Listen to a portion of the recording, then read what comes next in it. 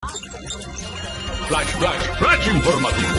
Con nuestros reporteros, Andrea Vera, Manuel Esparza y en el estudio, Omar Cañedo. Este es un reporte especial.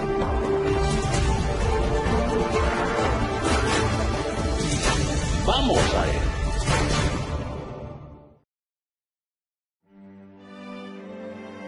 ¿Qué es el sueño? El sueño es una reducción de la conciencia.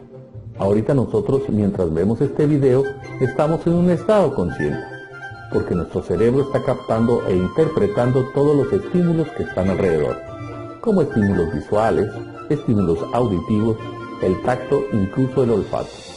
Estamos en un estado de conciencia donde interpretamos todos estos elementos o estímulos externos para poder resolver o ejecutar o iniciar algunas conductas o mejorar algunos aspectos. Entonces, cuando nosotros estamos dormidos, esta conciencia va disminuyendo, porque el cerebro hace una gran cantidad de cosas durante el sueño. Tiene a su cargo muchas responsabilidades, por eso la conciencia tiene que estar reducida. ¿Para qué es el sueño? El sueño tiene muchas actividades, como la eliminación de los radicales libres, que son aquellos que se liberan tras la oxidación de las células. Y estos elementos, de no eliminarse o de permanecer en el cuerpo, pueden dañarlo, incluso enfermarlo. Después hasta atacan células que están en condiciones sanas. Por lo tanto, estos radicales libres deben desaparecer. Los radicales libres son tan peligrosos que pueden ser detonadores de cáncer, porque roban oxígeno a las células. El sueño debe ser reparador para que éstas desaparezcan. También va a conservar la energía que durante el día estamos desgastando. La regulación térmica, esta regulación significa que controla nuestra temperatura corporal. Además, la parte endocrina también va a ser lo que va a regular durante el sueño. La parte endocrina tiene que ver con la parte hormonal. Estas hormonas pueden estar generando malestares físicos, malestares emocionales, que pueden ser, por ejemplo, como cuando nosotros no dormimos bien. Por eso podemos tener mal humor. La consolidación de la memoria también es algo que se va a trabajar durante la etapa de sueño. Si una persona se duerme aproximadamente entre 8 y 9 de la noche, más o menos la consolidación será entre 2 o 3 de la mañana, dependiendo de cada organismo. Si, por ejemplo, si pasa a alguien lo captamos o pasa algo y lo captamos, ya no prestamos atención, pero el cerebro registró este tipo de información que se consolida entre 2 o 3 de la mañana, más o menos. También tiene que ver con la parte de la actividad inmunológica. Si nosotros dormimos bien, ayudamos a que nuestros glóbulos blancos se multipliquen y estar en buenas condiciones para poder enfrentar cualquier virus que pueda entrar en nuestro cuerpo. El sueño se divide en dos grandes fases, las cuales son no REM, fase de sueño lento, y REM, movimientos oculares rápidos. Y a su vez, el sueño no REM se divide en 4 fases. Fase 1, o también llamada fase de sueño ligero, se caracteriza en las personas que aún tienen la capacidad de percibir los estímulos del exterior. En esta fase, el sueño no suele ser reparador, aunque los músculos se encuentren más relajados en comparación a la fase de vigilia. Los movimientos oculares son lentos. Fase 2. A diferencia de la etapa anterior, el sistema nervioso bloquea la conexión sensorial con el exterior, por lo que es más fácil dormir. El sueño es medianamente reparador y desaparecen los movimientos oculares que se encontraban presentes en la etapa 1. Fase 3. El sueño en esta etapa es más profundo y al despertar de ella suele producir una sensación de confusión y desorientación. Los sueños no están presentes en esta etapa, pero sí existe una disminución del ritmo respiratorio y la tensión arterial. Fase 4. Es bastante similar a la etapa anterior, solo que intensificada. A pesar de que tampoco se suele presentar los sueños en esta etapa, sí se pueden presentar imágenes o figuras sin necesidad de que exista una línea argumental. Los terrores nocturnos o el sonambulismo son propios de esta etapa. Fase REM. Durante esta fase el cuerpo se encuentra en relajación total. pero el sistema nervioso central se encuentra en modo de alerta. También, tal y como su nombre lo indica, los movimientos oculares son rápidos. También los sueños narrativos, aunque sea una narración absurda, son sueños propios de esta fase.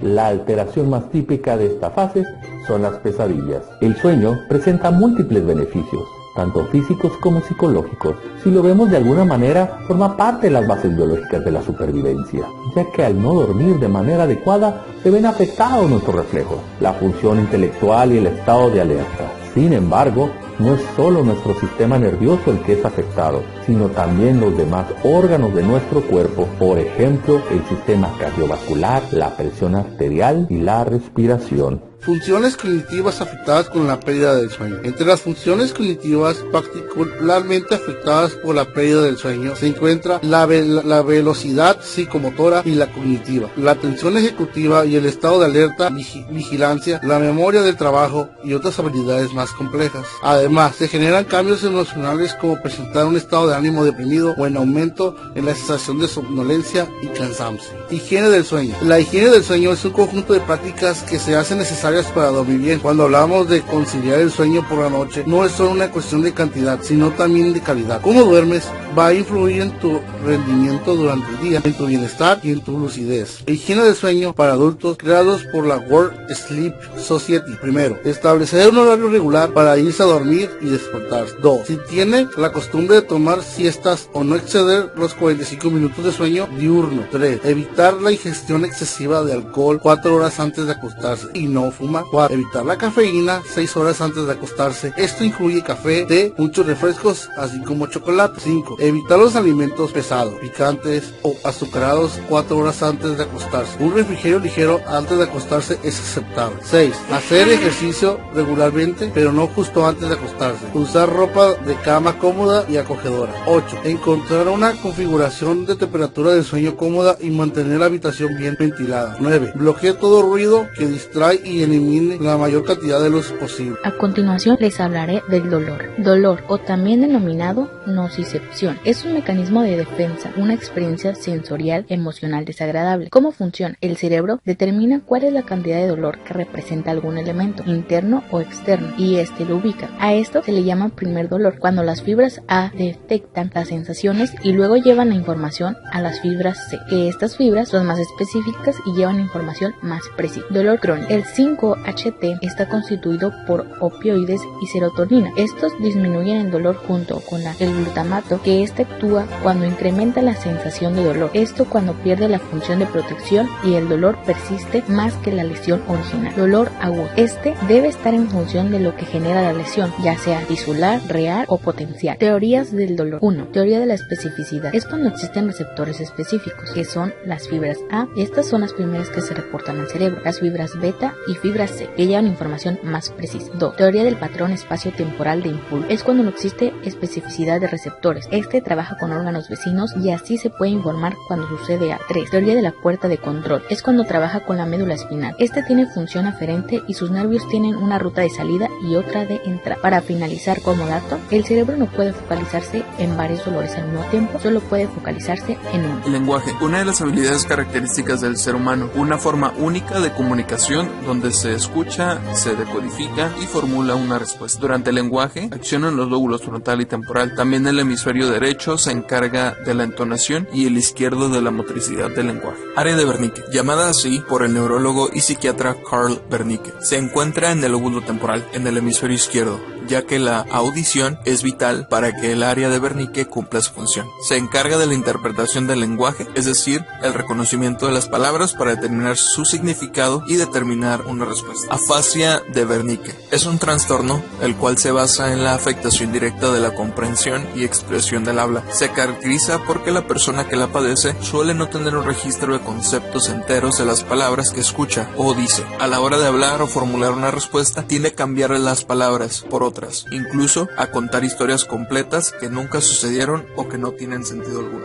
Área de Broca, llamada así por el médico francés Paul de Broca, está ubicada en el lóbulo frontal en el hemisferio izquierdo. Su principal función es la producción del lenguaje, es decir, se encarga de toda la actividad motriz relacionada. Incluso estudios revelan que está directamente relacionada al lenguaje de señas. Afasia de Broca, como su nombre lo indica, es un déficit en la producción motriz del lenguaje, ocasiona tartamudez, ausencia de fluidez al hablar, entre otras consecuencias motrices del lenguaje. Encefalopatía de Wernicke-Korsakoff. Esta se divide en dos etapas. La primera, la etapa de Wernicke, implica un daño a múltiples nervios del sistema nervioso central, cerebro, médula espinal, sistema nervioso periférico y es de corta duración. La segunda etapa, la etapa de Korsakoff, implica daños a distintas partes del cerebro que se relacionan a la memoria, como lo es el tálamo, los cuerpos mamilares y regiones periventriculares. Los que padecen de esta enfermedad suelen crear historias detalladas, creíbles, sobre situaciones y experiencias diversas y suelen creer que en realidad sucedieron, es decir, se presenta demencia. Aquí algunos de los síntomas: cambios en la visión, caída de párpados, anomalía en movimientos oculares, pérdida de coordinación muscular, movimientos descoordinados al caminar, pérdida de memoria, inventar historias y alucinaciones. Prosodía, trastorno del lenguaje en el cual se presenta entonación plana y pausas inadecuadas al momento de hablar, además de la carencia de sentido de interpretación de otros al hablar. Algunas de las causas de todos estos padecimientos son la desnutrición, el alcoholismo y la falta de tiamina o vitamina B1. Modelo de doble flujo. Nos habla de que existen dos circuitos con acciones distintas. Existe un circuito dorsal, el cual se encarga de la acción motora del lenguaje, y un circuito ventral asociado. Es mucho más compleja que el modelo anterior, aunque se desconoce del todo cómo funciona. Acepta que distintas áreas podrían participar en la formación y comprensión de fonemas, grafemas, etc.